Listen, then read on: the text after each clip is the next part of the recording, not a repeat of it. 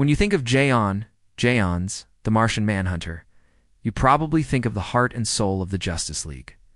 He's a founding member, a figure of incredible wisdom, and a peaceful green Martian. But what if I told you his green skin isn't a symbol of peace? What if it's a cage? What if it's the mark of a cosmic intervention that suppressed a primordial fire so violent, so hungry that it terrified even the guardians of the universe? You see, before there were Green Martians or White Martians, there was just one race, a species born from flame and torment, whose very existence was a threat to the entire cosmic order. This is the secret history of Mars, a story of gods and monsters, of a planet torn in two, and of the terrible truth hidden behind the kind eyes of the Martian Manhunter. Long before Jaons ever looked at the stars, in an age of myth stretching back over 20,000 years, Mars was home to a single, unified species, and they were nothing like the peaceful philosophers we know. They were a race of pure, violent energy, a species so terrifyingly powerful they earned a simple, chilling name, the Burning Martians. Think about that for a second. Species that doesn't just wield fire but is fire. The Burning Martians were constantly ablaze, beings of immense power that fed on suffering and torment. And here's the most horrifying part. That's how they reproduced. They needed the heat of a raging inferno and the psychic anguish of others just to create new life. Their entire society was one of perpetual war, an endless, brutal cycle of conflict waged for the sole purpose of procreation. They were a biological paradox, a race that had to destroy in order to create. For centuries, their wars were kept on their own world, a contained inferno on a red planet. But the Burning Martians were smart. Their technology was advancing at a terrifying rate, and they were getting dangerously close to interstellar travel. This caught the attention of some very powerful beings who watched the universe from its center. Beings who understood the existential threat a species fueled by pain and fire would pose to everyone else. The Burning Martians could not be allowed to leave their planet. The entire universe was at stake. The beings who saw this catastrophe waiting to happen were none other than the guardians of the universe, the ancient, immortal founders of the Green Lantern Corps. From their home on the planet O, they saw the Burning Martians for what they were, a plague in the making.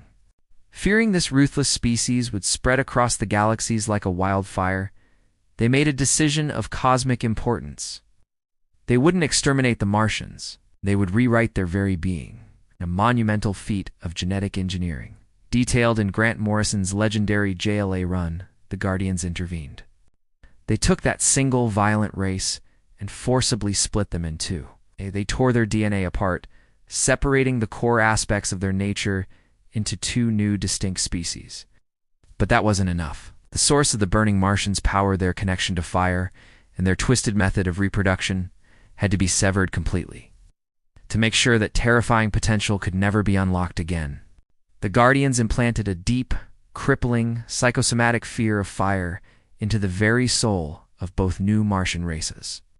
This pyrophobia was a psychological prison, a mental block that would cause them to lose control of their powers whenever they were exposed to flames. The very thing that once gave them life would now be their greatest weakness. The age of the Burning Martians was over, snuffed out by cosmic intervention. In its place, two new peoples were born, each defined by the parts of their ancestors they were allowed to keep. From the ashes of the Burning Martians, the Green and White Martians arose, two sides of the same ancient violent coin. The Green Martians were given everything their ancestors were not. The Guardians blessed them with a deep sense of peace, a capacity for philosophy, art, and science. Their aggression was swapped out for contemplation. Most importantly, they were given a new form of connection, a shared psychic consciousness. This telepathic network linked every Green Martian, letting them share thoughts, emotions, and experiences, which created a culture of total unity and empathy. Their green skin became the symbol of this new life, a representation of their peaceful communal nature. They were the thinkers, the poets, the dreamers of Mars. This is Jaons' heritage, a legacy of manufactured peace. The White Martians, on the other hand, inherited the other half of the family tree. They were left with the raw, untamed aggression and the savage warrior instincts of the Burning Martians.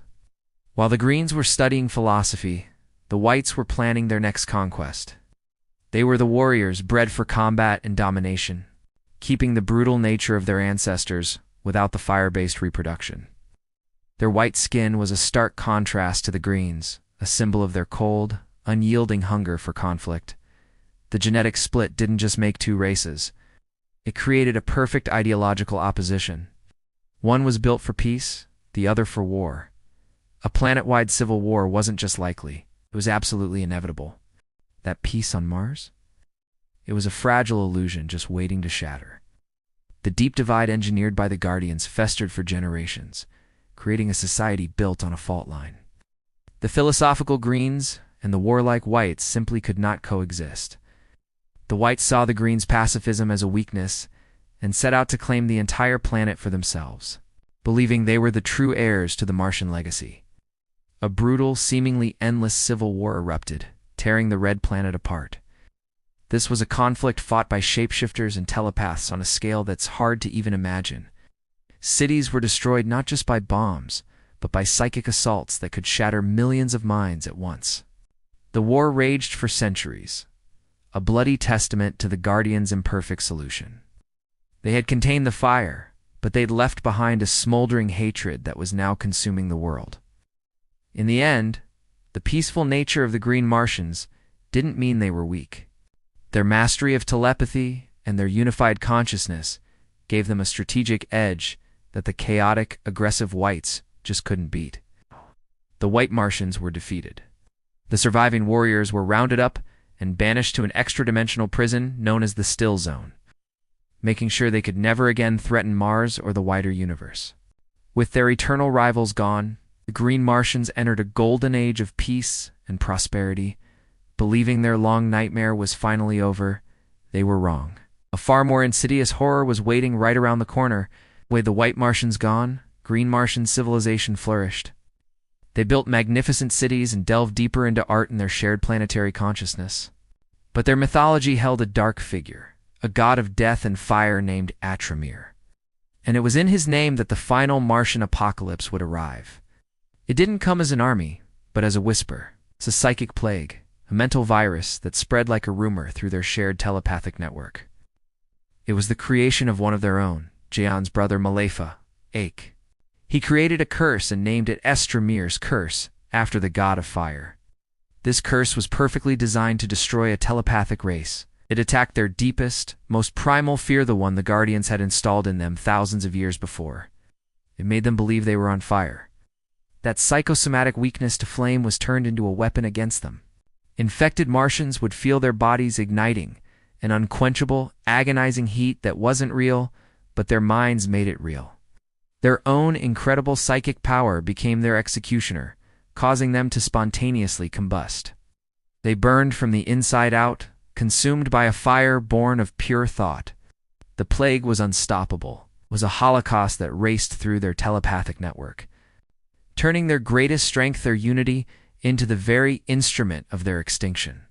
Millions burned, their minds screaming in a psychic inferno that wiped out an entire civilization. This incredibly complex and tragic history, from the fiery wrath of the burning Martians to the silent terror of a psychic plague, really shows just how deep the lore of Mars runs. But now we want to hear from you.